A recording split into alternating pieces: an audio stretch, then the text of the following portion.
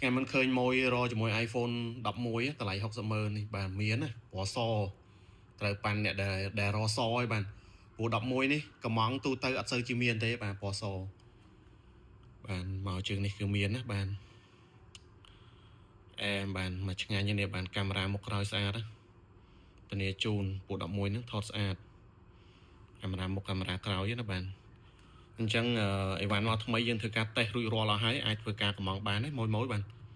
នេះអ្នកដែលរម 128G ខុសគ្នាតែ 60,000 លុយខ្មែរបាទថែមតែ 60,000 ទៀតគឺបាន 128G ហើយបាទបានស្អាតហើយបាទនេះតម្លៃ 60,000 ទូទៅ 80,000 ណាបន្ទិញបាន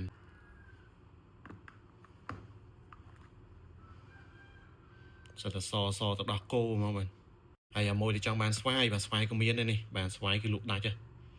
អញ្ចឹងមួយដែលមានតម្រូវការ 60,000 នេះមួយអាចធ្វើការកំងបានហើយ free មានគ្រឿងមួយឈុតជូនណាធានាលើការប្រាស់មួយខែឲ្យបាទ